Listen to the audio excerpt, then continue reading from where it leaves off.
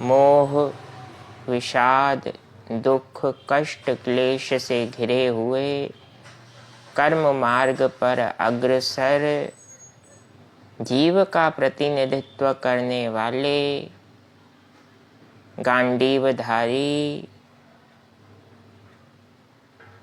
राजकुमार अर्जुन को, जो पांडवों के पक्ष के श्रेष्ठ नेतृत्व करता थे, उन्हें भगवान श्री कृष्ण ने कुरुक्षेत्र के धर्म क्षेत्र में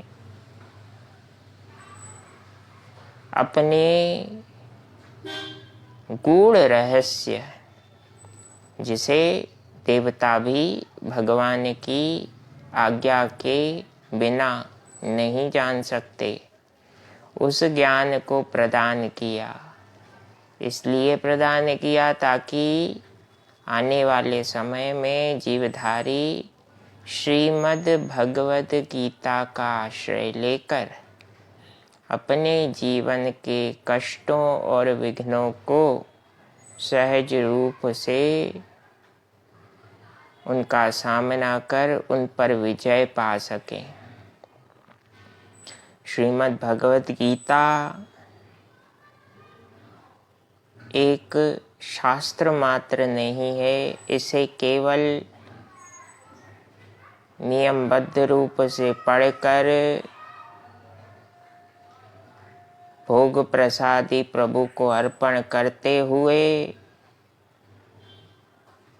नियम से बंध कर केवल पढ़ने तक सीमित मत रखिए बंधुओं। जीवन में सुधार चाहते हैं तो श्रीमद् भगवद गीता का आश्रय लीजिए, उसे समझिए।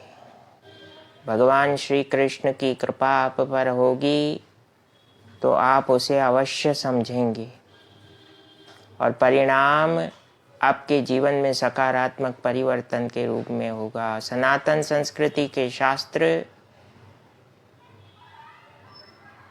भगवद गीता, महाभारत, रामचरितमानस, भागवत महापुराण, शिव पुराण, वाल्मीकि रामायण, इन समस्त शास्त्रों का एक ही सार है। केवल पढ़ने तक उसे सीमित मत रखिए। हमारे जीवन की विडंबना यही है कि हम शास्त्रों को भगवान का प्रतीक मानकर पढ़ने तक ही, सुनने तक ही सीमित रखते हैं। नहीं, भगवान ने जो अवतार लिया, लीला की, उसके पीछे कोई तो कारण होगा, कोई तो संकेत प्रभु परमात्मा हमें देना चाहते होंगे। उस संकेत को समझिए। आप स्वयं उस संकेत को समझने में योग्य हैं।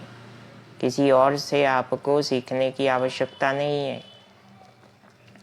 किंतु वह प्रेरणा कौन करेगा? भगवान श्री कृष्ण वो प्रेरणा करेंगे। भगवान श्री राम वो समझ आपको देंगे। महादेव ज्ञान के रूप में आपको प्रोत्साहित कर सकते हैं। लेकिन हमें अनुभव कब हो? तब अनुभव होगा जब शास्त्रों को आप केवल धार्मिक पुस्तक तक सीमित रखना छोड़ देंगे।